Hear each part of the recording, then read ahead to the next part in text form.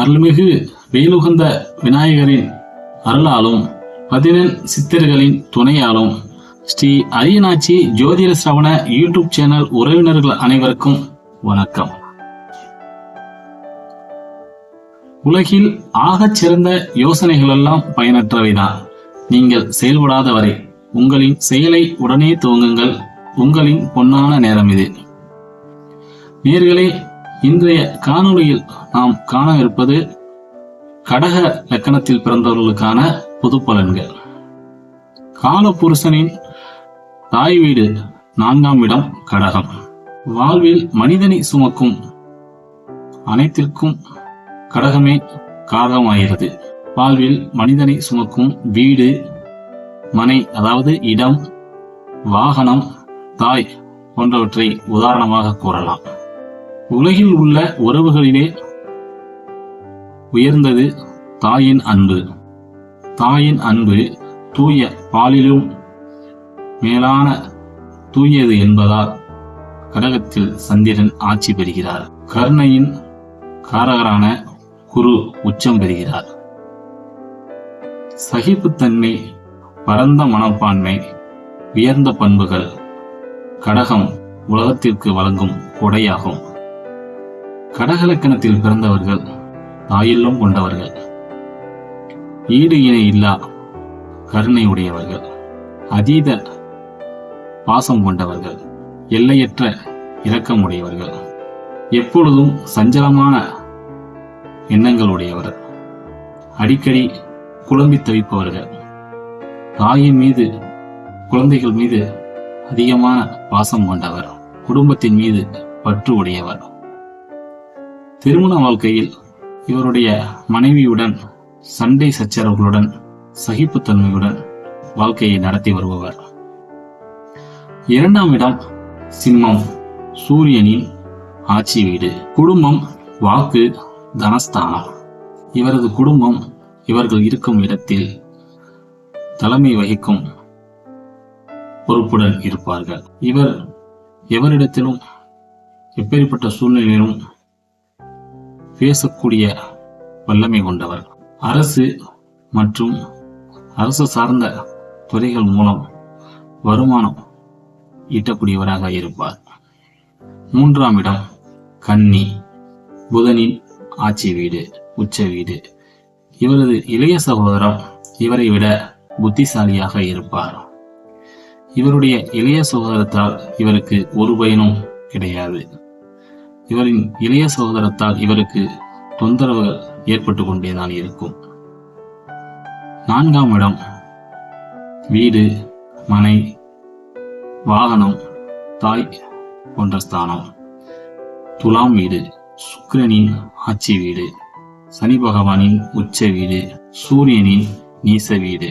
வீடு, மனை மற்றும் தாய் அல்லது உறவினர்கள் மூலமாக தன இழப்பு ஏற்படும். ஏனென்றால் தனாதிபதி இங்கே நீசமாகிறார். இவருடைய தந்தை தாயின் சொல்லுக்கு கட்டுப்பட்டவராக இருப்பார். ஏனென்றால் சூரியன் இங்கே நீசமாகிறார். இவருடைய மனைவி வருகைக்கு பின் தொழில், உத்தியோகம், வீடு, பொருள் எல்லாம் அமைய பெறுவார். ஏனென்றால் 7ஆம் இடத்தின் அதிபதி 4ஆம் இடத்தில் உச்சமடைகிறார்.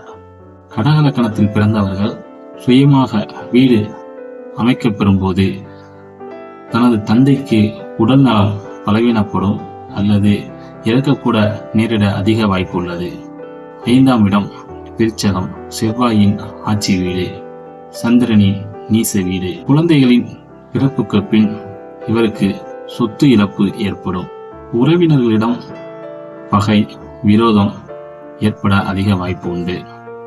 இவரது குழந்தை வீரமாகவும் அடம்பிடிப்பவர்களாகவும் இவருடைய சொல் பேச்சை கேட்காதவர்களாகவும் இருக்கக்கூடும். ஏனென்றால் இது செவ்வாயின் ஆட்சி வீடு.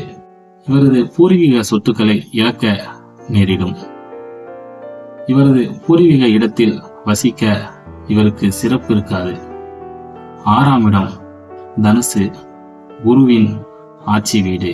இவருடைய எதிரிகள் இவரை விட பணக்காரராகவும் கௌரவமானவர்களாகவும் சமூகத்தில் அந்தஸ்து உடையவர்களாகவும் இருக்க அதிக வாய்ப்பு உள்ளது. இவரது தந்தை வழி உறவினர்களுடன் பகை, விரோதம் ஏற்பட அதிகமான வாய்ப்பு உண்டு, அல்லது தந்தையோட இவருடன் பகையாகி போக வாய்ப்பு உண்டு. 6ஆம் இடத்தின் அதிபதி தான் 9க்கும் அதிபதி.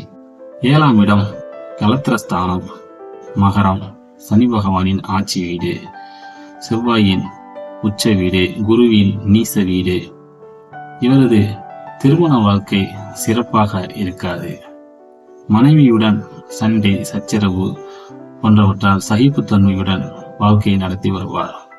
இவருடைய விருப்பத்துக்கு மாறான மனைவி குணத்தாலும் தோற்றத்தாலும் அமையப்பெறுவார். இவருக்கு நல்ல நண்பர்கள் அமையப்பெறுவது அரிது. இவருக்கு கூட்டு தொழில் பயன் அளிக்காது, அல்லது கூட்டு தொழில் செய்தால் கூட்டாளிக்கே தொழில் சொந்தமாகி போகும். 8ஆம் இடம் கும்பம், சனி பகவானின் ஆட்சி வீடு. வீடு, மனை போன்றவற்றால் வழக்குகளை சந்திக்க நேரிடும். ஜீவன வகையில் அடிக்கடி குழப்பமும் சங்கடங்களும் வம்பு வழக்குகளும் வந்து சேரும். 9ஆம் இடம் மீனம், குரு பகவானின் ஆட்சி வீடு, சுக்கிரனின் உச்ச வீடு.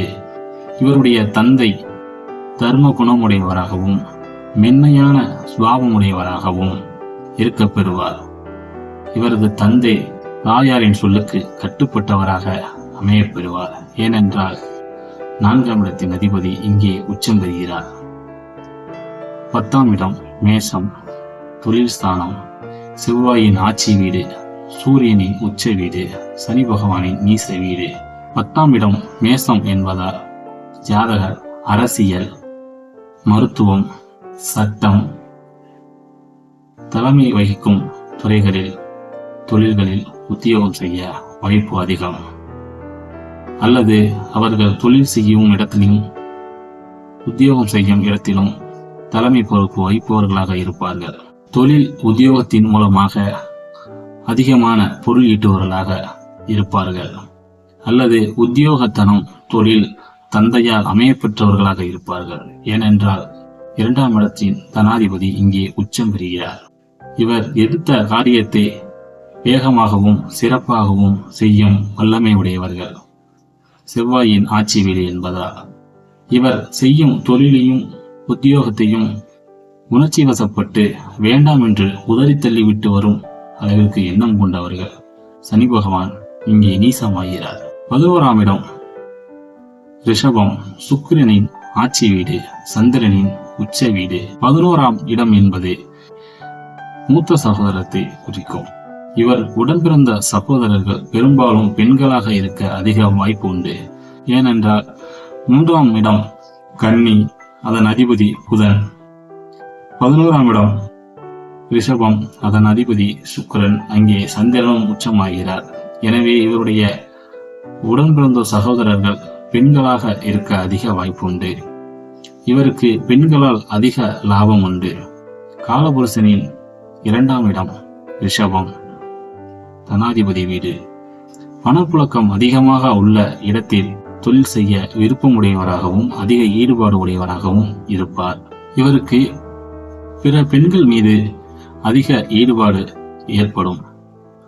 ஏனென்றால் சுக்கிரனும் சந்திரனும் இங்கே வலிமையாக இருக்கிறார்கள். 12ஆம் இடம் மிதுனம், புதனின் ஆட்சி வீடு. ஜாதகர் கல்வி, அறிவியல், புதிய பொருட்கள், தொழில்நுட்பங்கள் போன்றவற்றிற்கு அதிகமான செலவு செய்பவராக இருப்பார். ஏனென்றால் 3ஆம் இடத்தின் அதிபதி தான் 12ஆம் இடத்திற்கும் அதிபதி. கல்வி, அறிவு போன்றவற்றிற்கு அதிகமான செலவு செய்பவராகவும் நிம்மதியான சூழ்நிலையில் உறக்கம் கொள்பவராகவும் இருக்க பெறுவார். நேயர்களே, இதுவரை நாம் பார்த்தது கடக லக்கணக்காரர்களுக்கான பொது பலன்கள். மீண்டும் ஒரு காணொளியில் சிம்ம லக்கணத்திற்கான பொது பலன்களை பார்ப்போம். நேயர்களே, நீங்கள் நமது சேனலுக்கு புதியவர்களாக இருந்தீங்கன்னா சப்ஸ்கிரைப் பண்ணுங்க, மறக்காம லைக் போடுங்க, பெல் பட்டனை தட்டுங்க. நன்றி, வணக்கம், வாழ்க வளமுடன்.